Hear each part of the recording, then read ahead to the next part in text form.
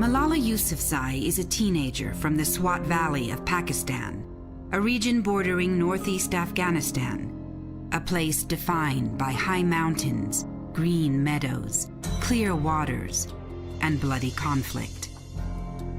By the age of 12, Malala was an activist. In 2009, she wrote a diary for the BBC, which described the atrocious deeds of the Taliban and advocated equal opportunities and education for women. In 2011, Malala was nominated for the International Children's Peace Prize, and in December of that year, received Pakistan's first National Youth Peace Prize for her efforts. In the eyes of the Taliban, Malala and all women were to submit and accept their place in the order of things. But Malala was not silent.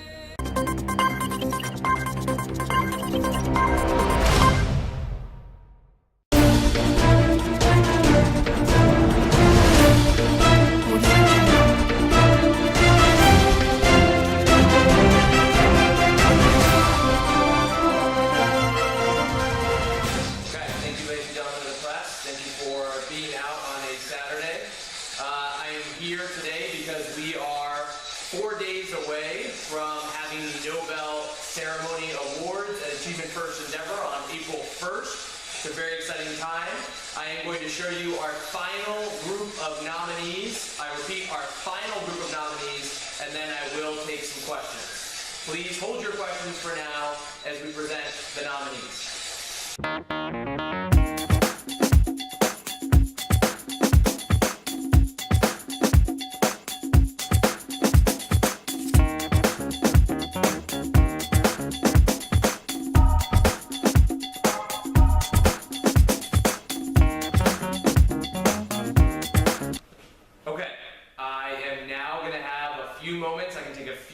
Questions at this time. Does anyone have any questions? Sir!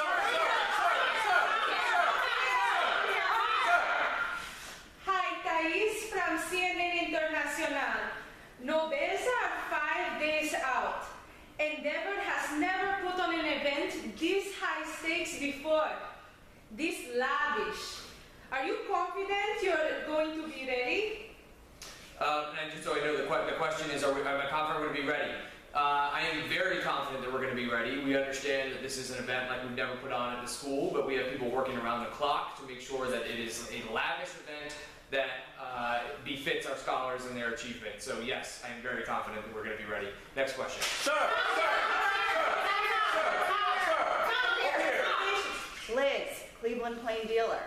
My question is about Vincent Valmey, math nominee 2 weeks in a row.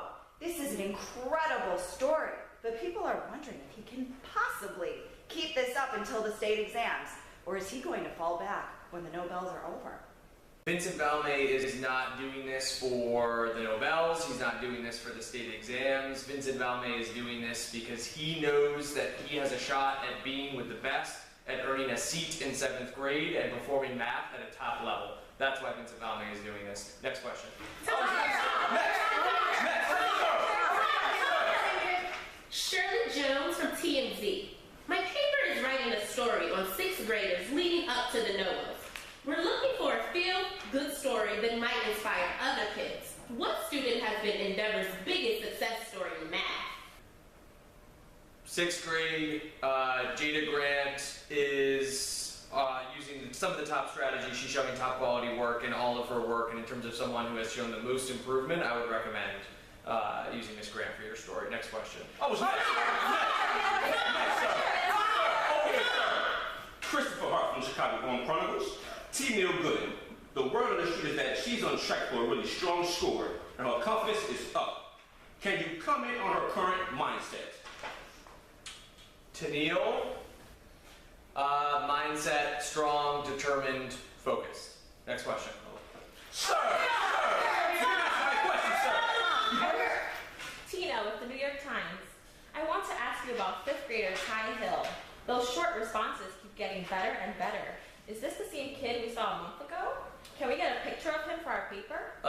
It is the same kid that you saw a month ago. He's implementing feedback every week, so he is learning and getting better every single week.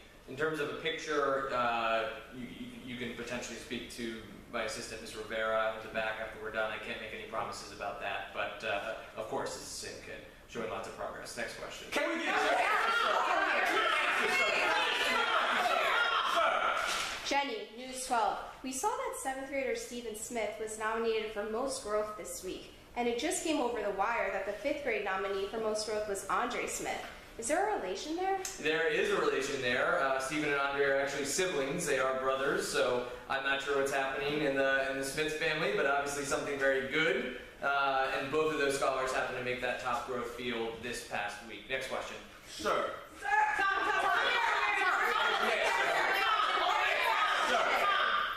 Hi, this is Cindy from the San Francisco Sun. Sienna Rogers-Taylor and Javon Williams. Both of these scholars are millionaires and they're both picking up nominations for the Nobels. At what point do you get worried that this is an unfair process happening here with all these millionaires getting Nobel nominations? Well, it's not unfair. I mean, when you say these are millionaires, you're talking about kids who have read over 1 million words. It obviously makes a lot of sense that the kids who are doing the most reading are showing the most growth on their reading exams. So there's nothing unfair about it. This is just kids who love to read and it's showing up in their work. Next question. Catherine, London Times. Carlos Nolasco had a strong week. It feels like his nomination has come out of nowhere. What's the story there? The story is that Carlos is consistently annotating every paragraph, and he is also making a special notation about central idea, and it's obviously something that's helping him out a lot in his score. Thank you for that question. I can take a couple more, starting with one more question right now. Yes, Mike Wilson from Atlanta Tribune. I have a quick question. How did Andrew Reynolds do it? We got kids all over the city who want to know whether there's a secret to success there. Andrew Reynolds. Is there a secret to Andrew Reynolds' success? Well, the amount of time and focus that he's putting on his extended response. If you want to write a story about Andrew, I would take a look at the work, or I would take a look at the extended response, and I think that's where you're going to find your story. Not much of a secret, just a lot of hard work. I can take another question.